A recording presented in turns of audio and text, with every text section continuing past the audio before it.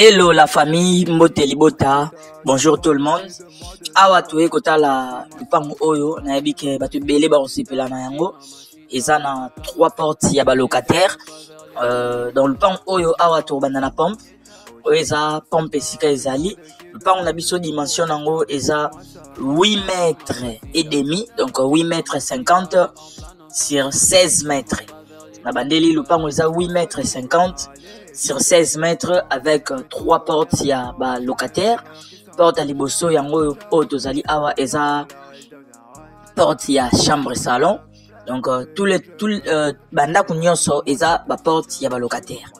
Donc dans le bien eza na 3 portes ya ba locataire. O ndako à liboso tozolakisa eza ya chambre salon simple.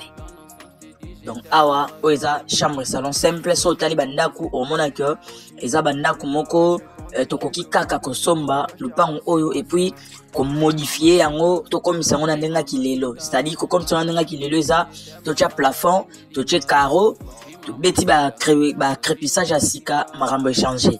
Et puis boyomo na mabele eza donc espace ezali mabele eza humidité, donc mabele o eza remplace eza marécagé te, donc terrain eza marécagé te, lupango eza très bien.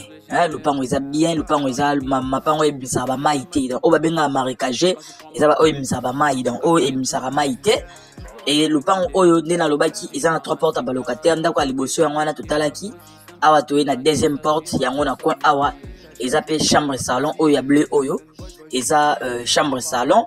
Moi to kota na kati bandako eza te parce que eza bandako oyo batu bazo louer, donc ba locataire baza na kati moi ya ko déranger bango kokota na kati eza te pona ko garder quand même ba intimité ya batu. Et puis ndako ya awa onenda kwa munene eza des chambres salon.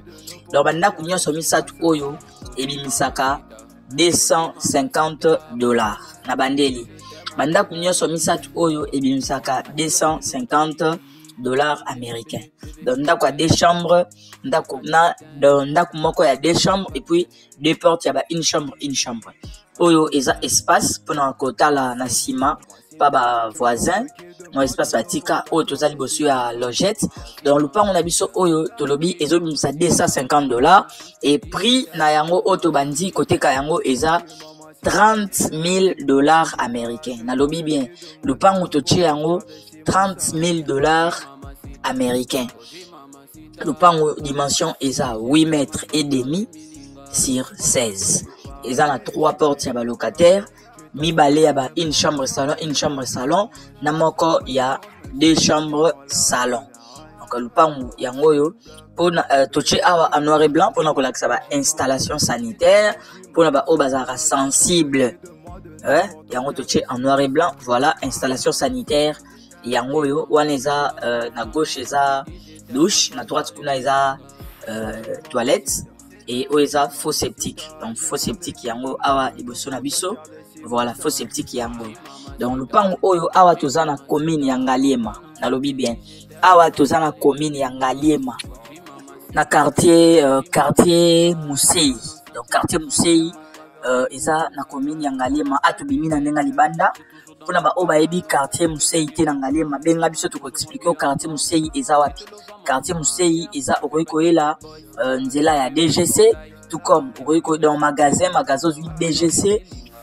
Tout comme peut koyela nzela ya so de mouton ya pompage. Donc le pont na biso eza na koyiko ba 18e parcelle na Macadam. Na lobi bien le pont na biso eza 18e parcelle na Macadam.